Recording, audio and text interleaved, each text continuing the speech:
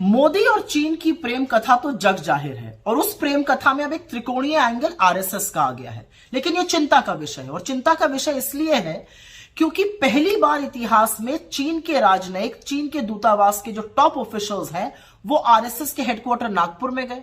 वो वहां क्यों गए? आरएसएस कोई राजनीतिक दल नहीं है, आरएसएस सरकार का हिस्सा नहीं है। आरएसएस तो अपने आप को गैर राजनीतिक दल, सांस्कृतिक दल बताता है। तो वहां पे क्या हुआ?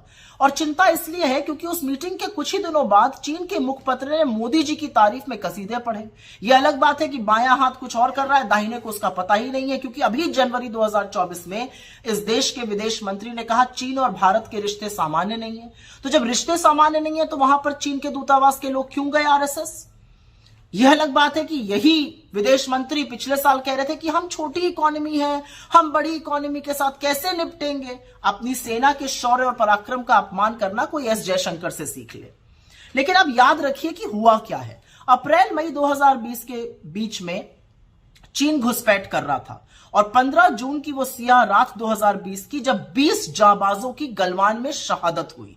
यह अलग बात है कि 4 दिन बाद मोदी जी ने देश से सीधा सफेद सपाट झूठ बोला और बिना पलक झपकाए कहा कि कोई घुसा हुआ नहीं है।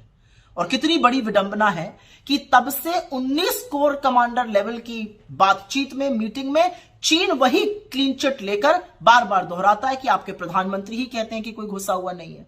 लेकिन इस दौरान क्या किया? इस दौरान मोदी सरकार ने हमारे पेट्रोलिंग पॉइंट, जहां तक हम गश्त करते थे, पेट्रोलिंग पॉइंट 10, 11, 12, 13, 14, 15, 16, उनको बफर जोन में डाल दिया। जिन रणनीतिक इलाकों पर हमने कब्जा किया था वहां से सेना को पीछे किया गया। और यही नहीं, सिर्फ 21 लोगों को इस देश में परमवीर चक्र मिला था। उसमें से एक मेजर शैतान सिंह थे जिनका स्मारक लद्दाख में बना हुआ था। उस स्मारक को भी बफर जोन में डाल दिया गया। और सिर्फ स्मारक बफर जोन में नहीं डाला गया, अब कहा जा रहा है उसको शिफ्ट किया जाएगा। और इसकी पुष्टि भाजपा के खुद के काउंसलर ने लद्दाख में की है, वहां के चरवाहों ने की है कि जहां तक पहले जा सकते थे अब जा नहीं पा रहे हैं। अरे सब कुछ छोड़िए, इनका खुद का सांसद अरुणाचल में कहते हैं कि चीन गांव बसा रहा है और मोदी जी की आंखों से चीन के प्रेम की पट्टी ही नहीं उतरती है। लेकिन इस दौरान सरकार ने क्या किया? जब यह सब हो रहा था, सरकार ने चीन को सबसे बड़ा ट्रेडिंग पार्टनर बनाया और $100 बिलियन का ट्रेड डेफिसिट किया। आपकी आंखों में धूल झोंकने के लिए इन्होंने कुछ छोटी मोटी ऐप्स को बैन कर दिया। चीन के राष्ट्रपति से मोदी जी की करीब 18 मीटिंग हुई है, 30 बार आए गए हैं, वो अलग बात है। इन 18 मीटिंग्स में मोदी जी ने देश के हित के बारे में क्या बात की मैं नहीं जानती हूं। लेकिन अभी एक मीटिंग हुई थी साउथ अफ्रीका में अगस्त 2023 में, और उस मीटिंग के बाद चीन ने एक मैप रिलीज किया जिसमें हमारे ही देश के जगहों का अपने देश में बता दिया गया। मोदी जी चुप रहे, बिल्कुल चीन का नाम नहीं लेते हैं। लाल आंख दिखाने की बात करते थे, यहां पर तो उनको झूले झूलने से फुर्सत नहीं है, ये साबरमती के तट पे झूल रहे हैं।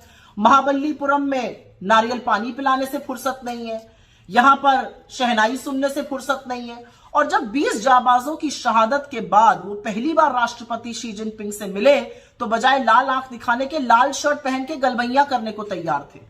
तो आज सवाल यह है कि आपकी मोहब्बत का जो चीन से खामियाजा है, उसका जो कॉस्ट है वो देश अदा कर रहा है, उसकी कीमत देश चुका रहा है। अब ये आरएसएस के साथ क्या खिचड़ी पक रही है ये समझना जरूरी है, क्योंकि हमारी भूभागीय अखंडता पर, हमारी संप्रभुता पर चीन अगर नजर उठाकर देखेगा तो उससे सेना निपट लेगी। लेकिन आप लोगों के बीच में क्या पक रहा है यह देश जानना चाहता है, और यह जवाब आपको भी देना पड़ेगा और यह नागपुर में बैठे हुए आरएसएस के लोगों को भी देना पड़ेगा।